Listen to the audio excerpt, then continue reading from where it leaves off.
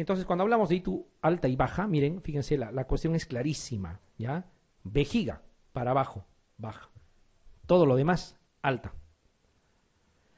Cuando hablamos de infección de tracto urinario bajo, a pesar de que ustedes pueden usar ceftriaxona, pueden usar ciprofloxacino, norfloxacino, lo que quieran, lo indicado es que usen una de estas dos, por muchas razones. Una de las razones es que la tasa de resistencia de la E. coli y de los demás gram negativos, incluso esos que producen beta-lactamasa de espectro extendido, ¿ya? Hasta la ceftriaxona, por ejemplo, es alta. Pero a la nitrofurantoína es casi cero. A la fosfomicina, es más, la fosfomicina es el antibiótico de elección para beta-lactamasa de espectro extendido, ¿ya? En infecciones de tracto urinario bajo. Otra, si llegan por el mal uso a malograr nitrofurantoína y fosfomicina, no han perdido nada. Pero a ver, malogren la ceftriaxona sirve para muchas otras cosas más, hasta para meningitis. Entonces no podemos hacer un uso desmesurado de ese tipo de antibióticos. Es más, entre nitrofurantoína y fosfomicina, comparado con ceftriaxona para ITU baja, de lejos estas dos tienen mejor efecto. De lejos, de lejos. Para las ITUs altas eso es diferente, ¿ya? ¿Y por qué lo dejamos para la ITU baja? Porque estas dos concentran en vejiga y su paso por tracto urinario alto es muy fugaz. Ya, les decía, la nitrofurantoína y la fosfomicina son dos antibióticos que de lejos tienen excelente concentración en vejiga, ¿ya? Usar amicacina, usar ceftriaxona no tiene utilidad porque no superan a ninguna de las dos. Ni en efecto terapéutico, ni en resistencia bacteriana, ni en farmacodinamia, ¿ya? Para la ITU alta, como hay bacteriemia, por ejemplo, como hay paso de las bacterias más allá de la vejiga, no puedes usar ninguna de estas dos, porque estas dos solamente concentran en vejiga. Si hubiese una fosfomicina o una nitrofurantoína que llegara bien a niveles altos, sería lo ideal. No hay. Por eso es que tienes que echar mano a las otras cosas. Y de todo lo que está acá, quizá las cefalosporinas siguen siendo la selección, porque no tenemos tampoco otra alternativa, ¿ya? Las cefalosporinas siguen siendo, digamos, de elección cuando es una ITU alta. A ver, vamos a ver. Aquí estamos mencionando las otras cosas que se usan. Aminoglucósidos no se debería usar tampoco. Ya hay que reservarlo para, por ejemplo, endocarditis. Sin embargo, es casi por tradición que se usan. No tiene mucha justificación. Y si es una beta-lactamasa de espectro extendido, peor. Más bien haces que se exprese más la resistencia. Lo mismo en el caso de las cefalosporinas de tercera. Si digamos me olvido del hecho de tratar de ahorrar para el paciente, porque a veces hacemos eso, ¿no es cierto? Tenemos que jugarnos un poco con cuánto dispone el paciente para comprarse la medicación. Suponiendo que en un estado ideal el Estado cubriría todo lo del paciente, cosa que no es así, creo que nunca va a ser tampoco, pero digamos que sí lo sea. ¿Cuál sería el antibiótico predilecto para usar para ITU alta? Ertapenem, ¿ya? ¿Por qué? Porque ertapenem no cubre pseudomonas, por lo tanto no malogra imipenem y meropenem, cubre Escherichia coli, incluso productoras de beta-lactamasa de espectro extendido, ¿ya? Entonces sería lo ideal. Y para la baja, una de estas dos, ¿ya? Una de estas dos. No deberíamos usar siquiera cefalosporinas de tercera. ¿Por qué? Porque el uso de las cefalosporinas de tercera hace que aparezcan cada vez más las beta-lactamasas de espectro extendido. ¿Se acuerdan lo que hemos hablado de las beta-lactamasas de espectro extendido? ¿No es cierto? Las BLES. Las de espectro ampliado también, ¿ya? Eso aparece por el uso de cefalosporinas, ¿ya? Pero en fin, la diferencia entonces, la fiebre, síntomas urinarios de ITU baja, o sea, disuria, polaquiuria, tenesmo, etcétera, solo es para ITU baja, en la ITU alta no debe haber, ¿ya? La ITU alta viene con fiebre necesariamente, ¿ya? Cosa que no se va a ver en el otro grupo. La gestación es una situación especial, ¿ya? Por el hecho del incremento. Miren, era necesario mostrarles esto porque miren, el volumen que incrementa es importante, ¿no? Es un volumen más que importante, y es obvio, eso va a generar anatómicamente, digamos, obstrucción incluso a nivel de las vías urinarias. Por eso la gestación es un condicionante para la ITU de tipo alta. Entonces, miren, incluso lo normal es esto, ¿no es cierto? Acá se filtra la orina. Esto es lo normal. Pero debido a estas alteraciones anatómicas que pueda darse, puede haber incluso reflujo. En adultos, no estoy hablando de niños. En niños es casi seguro si es que en un niño detectan ITU. Por eso que hay que tratarlo. En adultos. Entonces la gestante es un grupo especial. ¿Ya? Es un grupo especial. Puede llegar a tener este tipo de problemas. ¿Ya? Donde incluso este reflujo haga ya que hay un rebosamiento importante, ¿ya? Tanto factores mecánicos como hormonales también, esta dilatación, pierde la motilidad los uréteres y todo lo que es músculo liso también debido a la progesterona, y eso hace de que haya la posibilidad de reflujo. Entonces, en el grupo de las gestantes es importante, miren la cantidad que se puede almacenar, 200 mililitros es importante. En el grupo de gestantes es importante determinar frente a qué cosa estamos, porque ahí sí, tenga o no tenga síntomas, van a tener que tratar, sí o sí, ¿ya? Gestantes, nada más que gestantes.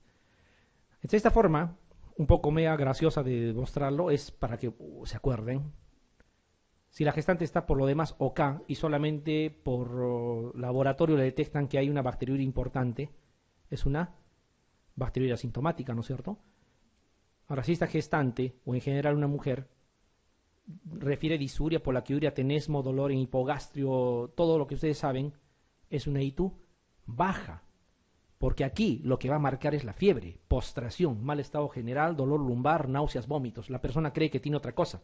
Probablemente les va a venir diciendo tengo fiebre tifoidea y no les va a decir sospecho de ITU. ¿Ya? Bacteriuria asintomática, cistitis aguda o ITU baja y pielonefritis. ¿Ya? Tres cosas diferentes. Solamente para mostrarles, miren, la FDA como en el caso de la ITU en gestantes lo va a clasificar. Miren los aminoglucósidos donde están en categoría D, no se debería usar. Betalactámicos, nitrofurantoína, fosfomicina están en categoría B, junto con las cefalosporinas. O sea, no van a ser más tóxicas de lo que podrían ser las cefalosporinas. Incluso hay una pregunta clásica, ¿no? En ¿cuál es el antibiótico de elección en ITU en gestantes? Y les dicen nitrofurantoína, pero falta complementar esa pregunta. Debería decir en ITU baja, en ITU alta nunca van a usar nitrofurantoína. ¿Ya? En ITU baja debería ser. Pero aún así, si les preguntaran, acuérdense de nitrofurantoína, sigue siendo el de elección. Fosfomicina se puede usar también. ¿Cuál es la diferencia de usar estos antibióticos? Miren, normalmente todos requieren este tiempo de tratamiento. La fosfomicina requiere una dosis, una sola vez, por vía oral, y te erradica todo. Pero, como vuelvo a decir, ITU baja. No puedes intentar tratar pielonefritis con fosfomicina ni con nitrofurantoína. ¿Tenemos en nuestro medio este antibiótico o no? Claro, sí tenemos. Sí existe. ¿Ya? Entonces, échenle mano, pero cuando realmente tengan una ITU baja, no para ITU alta. ¿Ya? La nitrofurantoína siempre debe completar 7 días y los demás podría ser 5, incluso 3, dependiendo. ¿Ya? Podría ser. Pero miren, como les digo, si estas dos primeras se malograrían por algún motivo, por resistencia, qué sé yo, entrarían en desuso, no perdemos nada. Pero a ver que entre en desuso no sé, una cefalosporina tercera, que tiene otras indicaciones, o sea, eso no estaría bien. Esto es, digamos, en relación a las preguntas. Dice, ¿en qué tipo de pacientes está indicado realizar detección y tratamiento de bacteriuria asintomática? No solamente tratamiento, detección. Estás obligado a detectar. El único grupo, que quede claro, es gestantes. ¿Ya? El único grupo. Alguien me dirá, ¿y en varones? No. En varones no. Salvo, la única alternativa es que esa persona tenga que ser sometida a una cirugía de tipo urológica, por ejemplo, ¿ya? Donde necesitas esterilizar orina porque vas a manipular y puedes crear bacteriemia. Bajo esa circunstancia quizá. Pero en todo lo demás, nada que ver, solamente gestantes. ¿Ya? Gestantes. Mujer de 32 años, gestante de 11 semanas, en la que en la analítica del primer trimestre se evidencia una bacteriuria. Estando la paciente asintomática, ¿qué actuación terapéutica aconsejaría? O sea, significa que es una bacteriuria asintomática en una gestante, ¿eso se refiere? ¿Hay que tratarla? Sí. Para situaciones del examen, ¿cuál era el tratamiento de elección? Nitrofurantoína, así es. Así se tienen que encasillar cuando dan un examen. No decir, yo he leído que también cefalexina sirve, claro, sí sirve. Pero están dando un examen, ¿ya? Y la única alternativa que yo veo aquí con nitrofurantoína es esta acá. Y sin temor alguno lo marcaría, ¿ya? O sea, la idea no es que se confundan más. La idea es que encarrilemos bien las respuestas para situaciones del examen. En el examen lo mismo le decía, estafilococo de la comunidad es oxa, no hay otra para situaciones del examen. Y en el hospital es banco. Y ahí queda. Para pseudomonas es septacidima. No les van a preguntar por otra cosa. Lógicamente se tiene que detectar, ¿ya? Y se tiene que tratar. Y luego hay que hacer mensual un control del cultivo hasta el final de la gestación. Porque aquí viene una pregunta que les preguntaron en el examen anterior. ¿Cuál es la principal causa de pielonefritis en el embarazo? No es la ITU baja, o sea, no es que de ITU baja va a pasar a pielonefritis. La principal causa asociada a pielonefritis es bacteriuria asintomática. Por esa razón es que se tiene que detectar y se tiene que tratar. Y la principal causa de ingreso a emergencia de las gestantes por cuadros infecciosos es pielonefritis. La principal causa de muerte por enfermedades infecciosas o morbimortalidad, por lo menos en gestantes, es pielonefritis. O sea, es importante. Por eso es que se tiene que detectar y tratar. Otra cosa que preguntan en los exámenes, en las ITUs, es esto de aquí. Creo que también han preguntado en el último examen. ITU más cálculos. ITU más cálculos es Proteus. ¿Ya? Es Proteus. Cálculos coraliformes, estrubita obviamente, ¿no? Y algunos otros detalles más, ¿ya? Pero cálculos más una infección de tracto urinario es Proteus. Hombre de 20 años con clínica de infección urinaria, tiene clínica de infección urinaria, en el urocultivo se aísla una cepa de fenotipo sensible a Proteus, o sea, no es una bacteriuria asintomática, es una infección urinaria. Se aísla Proteus. Sería el antimicrobiano menos apropiado para tratar esta infección. Esta es una forma de preguntar también. ¿Cuál sería el menos indicado? Ya se los voy a aclarar. Lo que pasa es que cuando existe cálculos es Proteus, ¿no es cierto? Y a lo revés también. Donde hay Proteus, hay la posibilidad de cálculos. O sea, arriba, en el riñón. ¿Cuál es el antibiótico que no funciona ahí arriba, de los que están acá? Así es. Esa es la forma como tienen que enfocarlo. La respuesta es nitrofurantoína por esa sencilla razón. Ya, así sea una ITU baja y sale Proteus, no usar nitrofurantoína. ¿Ya? Por el riesgo de que no coberture vías altas. En las mujeres, también es una situación importante para complementar la parte teórica. Dice, en las mujeres la profilaxis de las infecciones urinarias se debe plantear solamente cuando existe. ¿Cuándo dar profilaxis? Porque no se trata de decir, no quiero tener, por lo tanto tomaré profilaxis. No, o sea, hay indicaciones. ¿Cuál? Pielonefritis aguda, más de 2 infecciones cada 6 meses, enfermedad inflamatoria pélvica, bacteriuria sin embarazo, un episodio de uretritis aislado. Creo que está de intuir la respuesta. ¿Qué dicen? Claro, lógico, porque la profilaxis se da para evitar infecciones cuando se van más allá de lo esperado. Se dice que 2 episodios de ITU en el año es una cifra esperada, es una cifra entre comillas normal en las mujeres, ¿ya? Es una cifra normal entre comillas. Entonces, cuando esos 2 episodios se da en medio año o incluso más episodios, necesariamente se tiene que pasar a profilaxis. ¿Y la profilaxis con qué se hace? Con nitrofurantoína, ¿no? 50 miligramos nomás cada 24, ¿no? Pueden completar 6 semanas y luego verificar con exámenes completos de orina y urocultivo. Lo habíamos visto ya en la parte de microbiología, en el examen completo de orina, ¿qué es lo que tienen que observar para decir esto es una infección urinaria? Nitritos, ¿sí? Nitritos. Porque solo las bacterias gram negativas transforman nitratos a nitritos y por lo tanto si yo encuentro en orina nitritos significa que hay una bacteria. Pero leucocitos en orina, o sea, leucocituria, puede ser como puede ser que no también, porque hay otras causas no infecciosas que sí te dan, ¿no? Importante. Sonda urinaria, otro concepto. ¿ya? Sonda urinaria, sondaje urinario.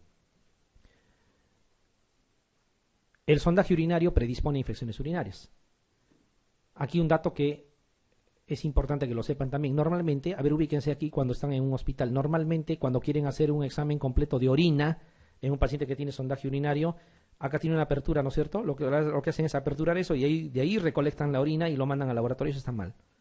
La técnica adecuada es en la misma conexión, ¿ya? Aquí, ¿ya? En la misma conexión, ahí se debe de introducir una jeringa y aspirar, ¿ya? Después de hacer un aseo obviamente estricto de la zona donde van a colocar la jeringa, ¿ya? Porque si lo hacen de aquí abajo, eso va a salir contaminado y va a crecer cualquier otra cosa.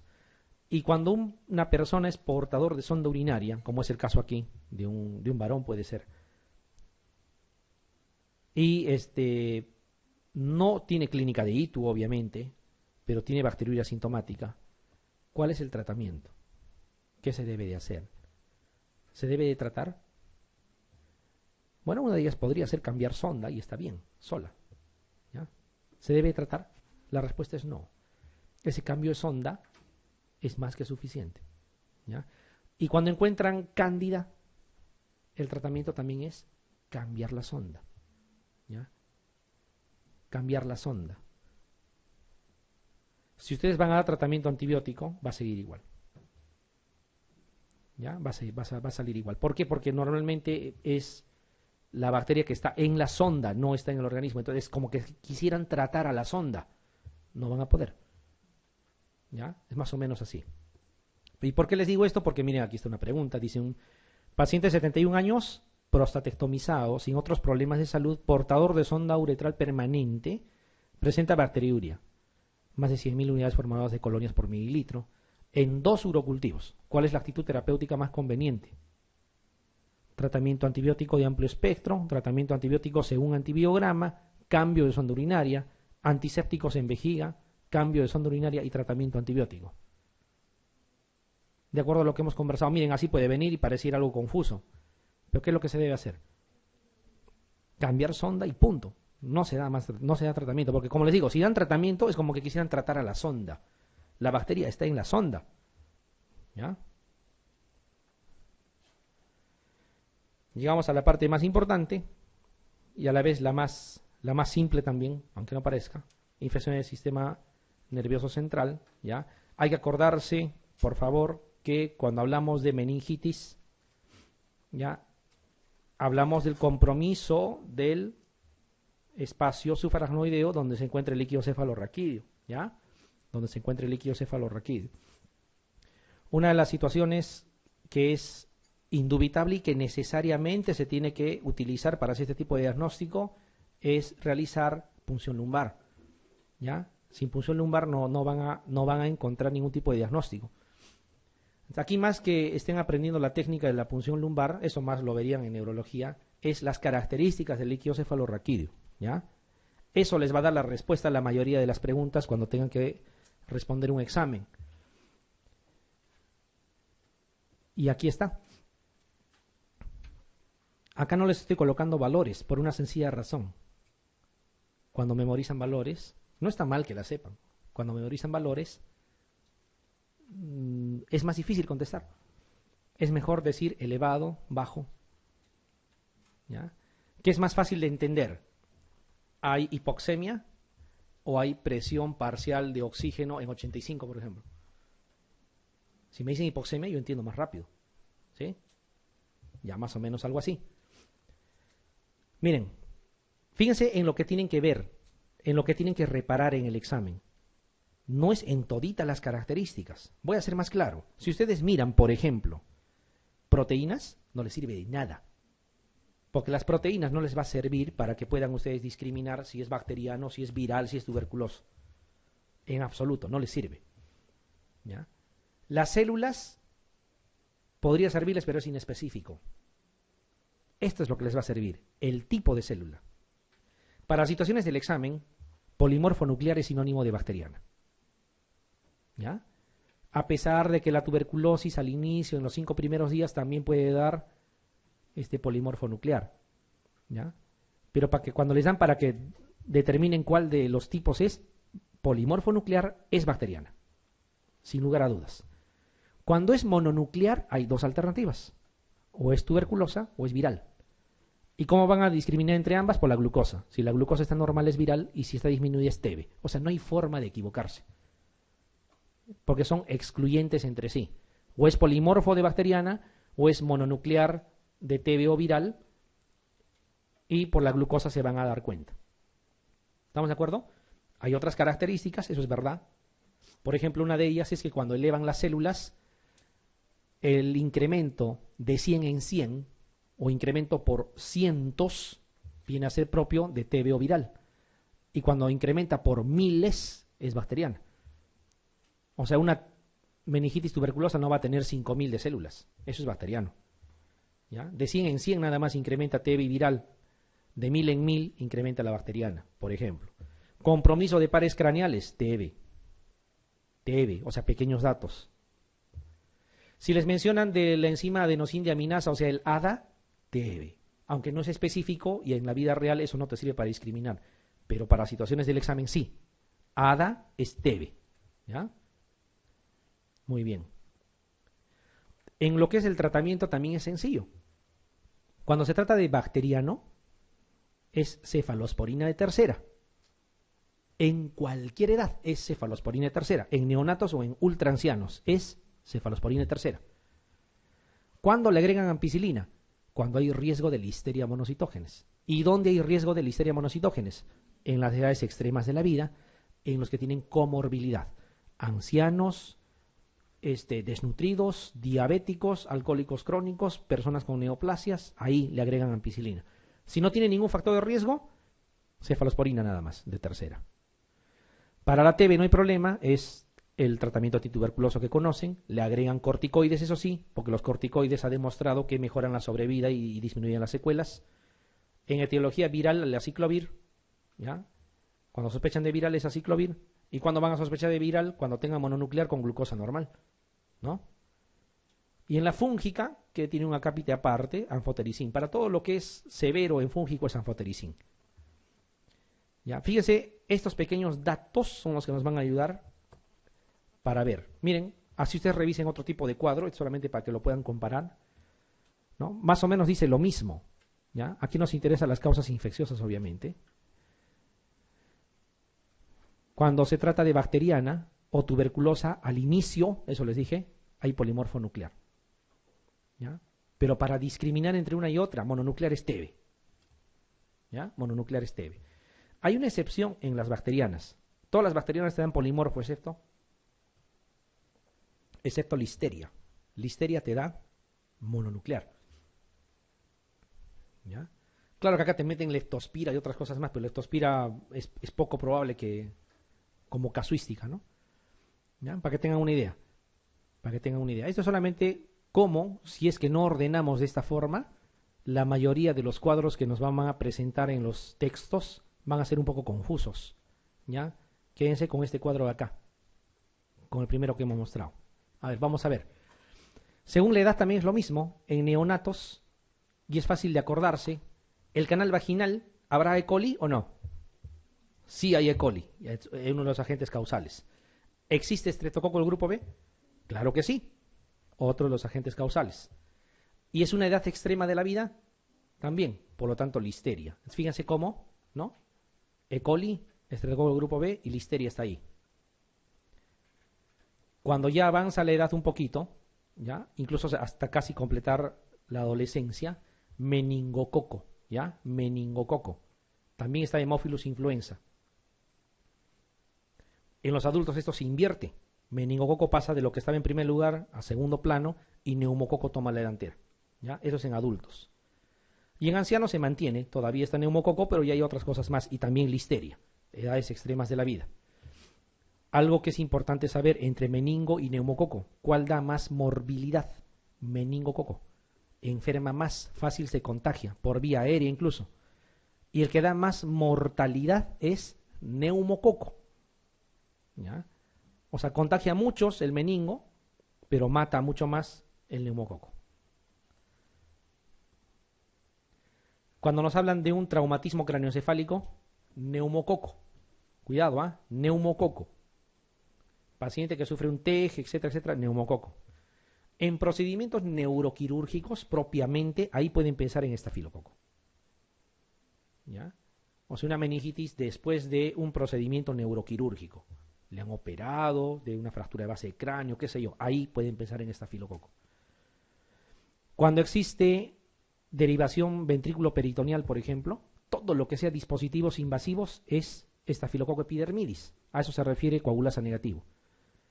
¿Ya? Todo lo que sea dispositivos invasivos, cateterismo, catéteres venosos centrales, derivaciones ventrículo-peritoneales, etcétera, es estafilococo epidermidis. ¿Un posttransplantado es un inmunosuprimido o no? Ya, por lo tanto está listeria también. ¿Ya? Y un inmunosuprimido en general también listeria. Más o menos redondamos en lo mismo. ¿Ya? A ver, vayamos a practicar. Esto es práctica. Dice, mujer de 75 años con diabetes mellitus. 75 años, edad extrema de la vida, diabetes mellitus, comorbilidad. ¿Estamos de acuerdo? Presenta cuadro meningio, tiene su meningitis.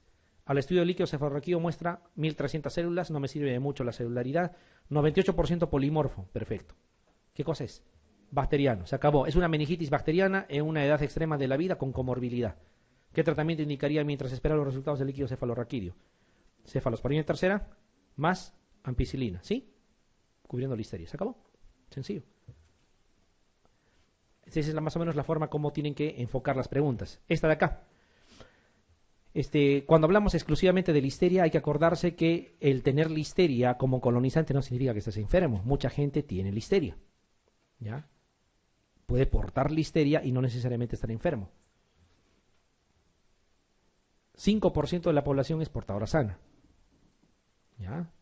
El contagio, como dice aquí, a partir de animales o de sus productos, puede ser consumo de carne, consumo de leche, ¿ya?